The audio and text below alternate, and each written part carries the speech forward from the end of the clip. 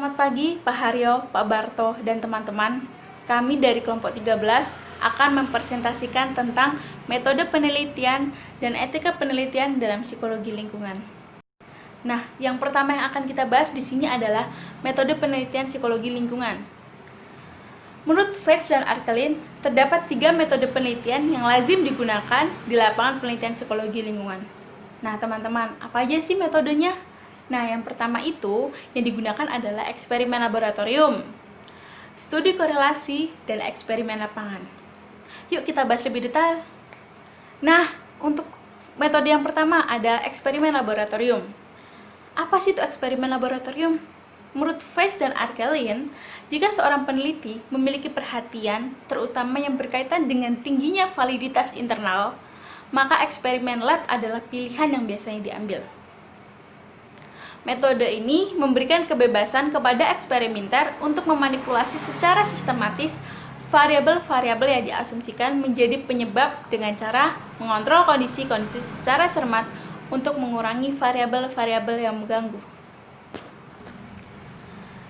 Nah, teman-teman, selain itu, metode ini juga mengukur pengaruh manipulasi-manipulasi tersebut. Dengan cara ini, maka hasil pengumpulan data adalah benar-benar variabel yang telah dimanipulasikan oleh eksperimenter. Pada metode ini juga melibatkan pemilihan subjek memiliki kesempatan yang sama dalam setiap kondisi eksperimen.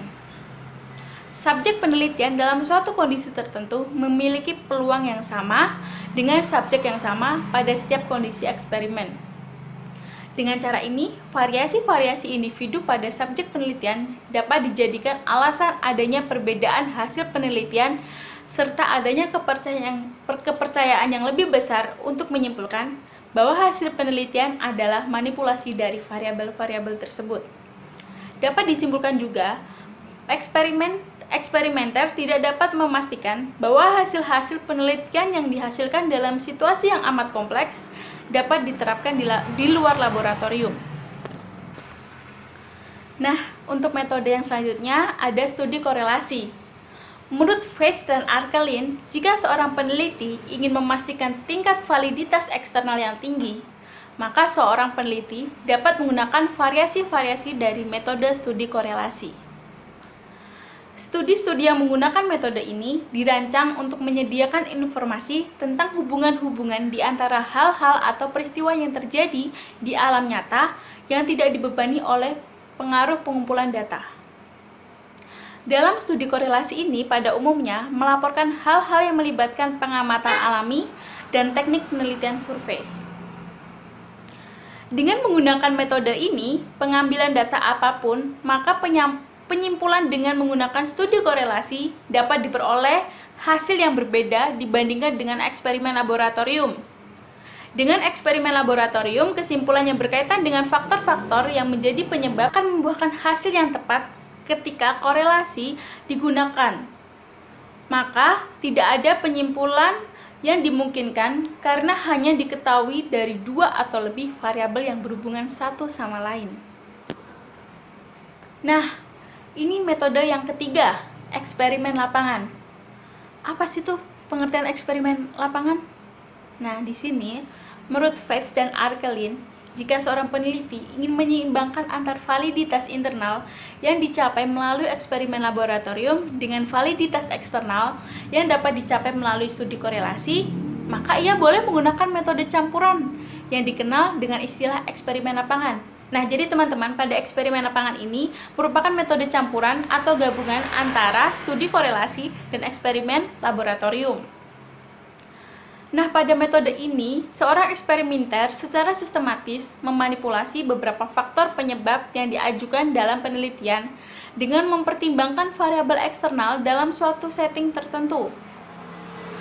Hal-hal yang dapat dikendalikan memang hilang, akan tetapi pada saat yang sama banyak hal yang berpengaruh dalam metode korelasi ditemukan. Nah, maka dari itu, para peneliti mengembangkan kontrol terhadap variabel menjaga validitas eksternal pada tingkat tertentu. Dan mencoba menemukan percobaan yang lebih realistis. Gunanya untuk apa sih? Nah, gunanya untuk mendukung suatu penelitian yang lebih baik. Contoh, seorang peneliti dapat memanipulasi temperatur di dalam kereta api bawah tanah pada tingkat kepadatan penumpang tertentu untuk mengungkap kemungkinan adanya pengaruh dari variabel-variabel tersebut terhadap perilaku penumpang berupa memungut kertas yang secara tiba-tiba dengan sengaja dijatuhkan oleh eksperimenter. Nah, teman-teman, untuk mencapai pengertian ilmiah terhadap suatu fenomena, seorang ilmuwan seharusnya tidak hanya mengembangkan teori-teori dan mengamati dengan cermat hal-hal yang menjadi minatnya. Akan tetapi, ia juga harus menentukan metode terbaik untuk menguji teori maupun tujuan pengamatan yang dia lakukan. Pada analisis akhir, seorang peneliti harus menentukan tujuan spesifik penelitian dan kemudian memilih metode yang paling layak sesuai dengan tujuan yang akan dicapai. Strategi yang dapat dikembangkan barangkali adalah dengan menggunakan beragam metode untuk mengkaji suatu masalah. Nah, menurut Faisal Arkelin, hasil dari cara ini akan mempertemukan beberapa gambaran yang lebih jelas dari hubungan-hubungan antara variabel. Saya Lita akan menjelaskan tentang etika lingkungan. Manusia adalah penyebab utama kerusakan lingkungan.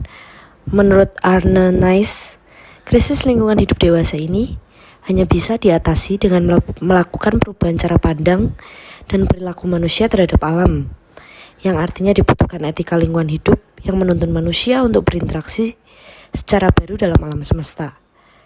Tetapi, pada masa kini, banyak kekeliruan cara pandang yang melahirkan perilaku keliru terhadap alam. Kesalahan cara pandang ini bersumber dari etika antroposentrisme yang memandang manusia sebagai pusat dari alam semesta dan hanya manusia yang mempunyai nilai. Sementara alam dan segala isinya sekedar alat bagi pemuasan kepentingan dan kebutuhan hidup manusia. Ada 3 kesalahan fundamental dari cara pandang etika antroposentrisme ini. Yang pertama itu adalah manusia dipahami sebagai makhluk sosial, yang eksistensi dan identitas dirinya ditentukan oleh komunitas sosialnya, dan tidak dilihat sebagai makhluk ekologis yang identitasnya tak ikut dibentuk oleh alam. Yang kedua, etika hanya berlaku bagi komunitas sosial manusia. Jadi yang disebut sebagai norma dan nilai moral hanya dibatasi keberlakuannya bagi manusia. Yang ketiga dan yang terakhir, kesalahan cara pandang pada antroposentrisme tersebut diperkuat lagi oleh cara pandang atau paradigma ilmu pengetahuan dan teknologi modern yang kartesian dengan ciri utama mekanistis reduksionistis. Gitu. Selanjutnya kita akan membahas pengertian dari etika lingkungan hidup. Sebelum kita mengetahui pengertian dari etika lingkungan hidup, pertama-tama kita harus mengetahui dahulu apa itu arti dari alam semesta. Alam semesta adalah sebuah oikos dalam bahasa Yunani yang artinya adalah habitat atau rumah tempat tinggal. Tetapi oikos di sini tidak hanya menggambarkan sebuah lingkungan sekitar manusia hidup saja, tetapi juga menggambarkan interaksi yang terjadi di dalamnya antara makhluk hidup dengan makhluk hidup lainnya. Jadi, oikos adalah sebuah rumah yang sekaligus menggambarkan interaksi yang terjadi di dalamnya antara makhluk hidup dengan makhluk hidup lainnya. Sementara itu, etika lingkungan hidup tidak hanya dipahami dalam sebuah moralitas dalam arti biasa yang telah diajarkan. Lingkungan hidup lebih dipahami sebagai sebuah kritik atas etika yang selama ini dianut oleh manusia yang dibatasi oleh komunitas sosial manusia. Tetapi etika lingkungan hidup berbicara tentang relasi di antara semua kehidupan alam semesta, yaitu manusia dengan alam sekitarnya yang berdampak pada alam semesta itu sendiri. Oke, selanjutnya kita akan beralih kepada prinsip etika lingkungan. Terdapat 9 prinsip dalam etika lingkungan. Yang pertama adalah sikap hormat terhadap alam. Manusia sebagai pelaku moral dituntut untuk menghargai segala kehidupan makhluk hidup yang ada di alam semesta ini. Karena makhluk hidup yang berada di alam semesta ini mempunyai keberadaan dan kedudukan yang sama.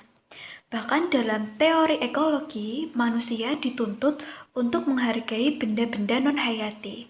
Karena apapun benda yang ada di alam semesta ini mempunyai kedudukan dan mempunyai hak dalam keberadaan, hidup, dan berkembang yang sama dengan manusia. Selanjutnya, prinsip yang kedua adalah prinsip tanggung jawab. Prinsip tanggung jawab moral ini menuntut manusia untuk mengambil prakarsa, usaha, kebijakan, serta tindakan bersama secara nyata untuk menjaga alam semesta. Selanjutnya adalah prinsip solidaritas kosmik. Prinsip ini muncul karena kenyataan bahwa manusia adalah bagian dari integritas alam semesta. Sementara itu, manusia mempunyai kedudukan yang sama dan sederajat dengan alam dan semua makhluk hidup yang ada di alam semesta ini. Selanjutnya adalah prinsip kasih sayang dan kepedulian terhadap alam. Prinsip ini adalah prinsip moral yang menuntun manusia untuk peduli terhadap alam, di mana manusia akan berusaha untuk menjaga keseimbangan alam dan tidak didasari atas kepentingan pribadi, namun atas kepentingan alam dan kepentingan bersama. Selanjutnya, yang kelima adalah prinsip no harm. Prinsip ini, manusia mempunyai kewajiban secara moral dan tanggung jawab terhadap alam, di mana manusia tidak akan merugikan alam secara tidak perlu. Selanjutnya yang keenam adalah prinsip hidup sederhana dan selaras dengan alam, di mana prinsip ini yang ditekankan adalah untuk hidup sederhana dan tidak mementingkan kekayaan material, di mana manusia lebih mementingkan mutu kehidupan yang baik dan selaras dengan alam dan tidak merugikan alam sekitar dan keadaan sekitarnya. Selanjutnya, prinsip yang ketujuh adalah prinsip keadilan. Prinsip ini membahas bagaimana seharusnya manusia bersikap terhadap satu dengan yang lainnya dalam kaitannya dengan alam semesta. Selanjutnya, prinsip yang kedelapan adalah prinsip demokrasi. Prinsip ini terkait erat dengan hakikat dari alam itu sendiri, yaitu alam yang beraneka ragam dan pluralitas, yang artinya setiap kecenderungan anti keragaman serta anti pluralitas bertentangan dengan alam itu sendiri. Lalu yang terakhir adalah prinsip integritas moral. Prinsip ini menuntut agar manusia mempunyai sikap dan perilaku moral yang terhormat, serta memegang teguh prinsip-prinsip moral yang mengamankan kepentingan publik.